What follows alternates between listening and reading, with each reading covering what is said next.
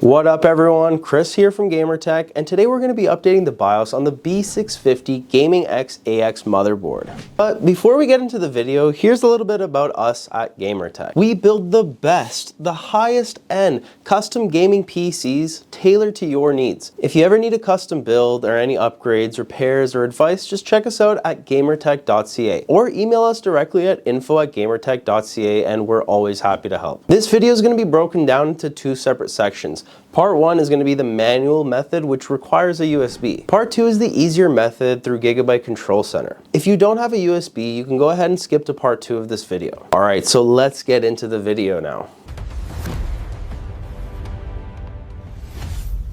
First thing we want to do is identify which motherboard we have. Press the Windows key and type in system information. On that page, look for something called baseboard product. That's going to be your exact motherboard's make and model. The next thing we're going to want to do is go on Google and search for that exact motherboard. On their website, click the support tab and then click the BIOS section. Go ahead, find the latest BIOS and download it. If you see something like a beta BIOS, try to avoid it unless you absolutely need one of the features from it. Once it's downloaded, go ahead and right click and extract the folder. Next, we're going to need to prepare our USB. Make sure it's formatted to FAT32. If you don't know how to do that, I have tons of videos showing you how to convert it to FAT32, so make sure you watch one of those videos if you need help. Once your USB is formatted and ready, go ahead and drag the extracted BIOS folder into your USB. After that's done, go ahead and restart your computer. As your computer is turning back on, go ahead and spam the delete key on your keyboard until you get into the BIOS. Once you're in BIOS, look for the Q flash button and select it. Then you're going to want to locate the BIOS file you just downloaded and moved into your USB. Go ahead, find the file and select it. Click start to begin the update. A little important note is that it's very crucial that you don't turn off your PC during this process. Try avoid doing this during a thunderstorm or anything that can cause a power outage. So go grab a coffee, leave your PC alone. It'll take about 10 minutes or until the BIOS update is finished. It could take some time, so just be patient with it.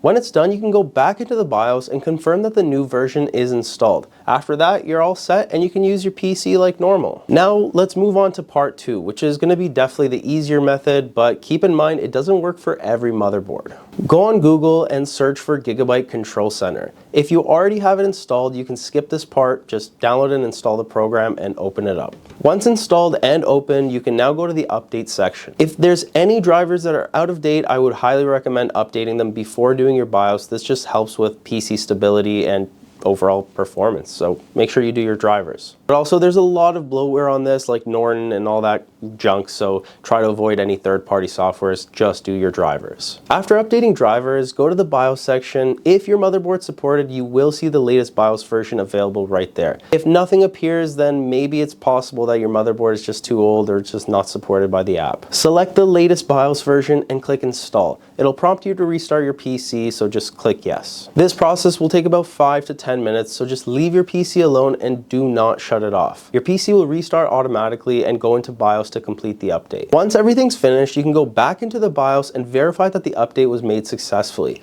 After that, you're good to go and ready to start gaming again. If this video helped you out or you learned something new, please leave us a thumbs up, hit the subscribe button. It really helps our channel grow and motivates me to keep making more videos for you guys. So thank you guys so much for watching, and I'll see you guys in the next one.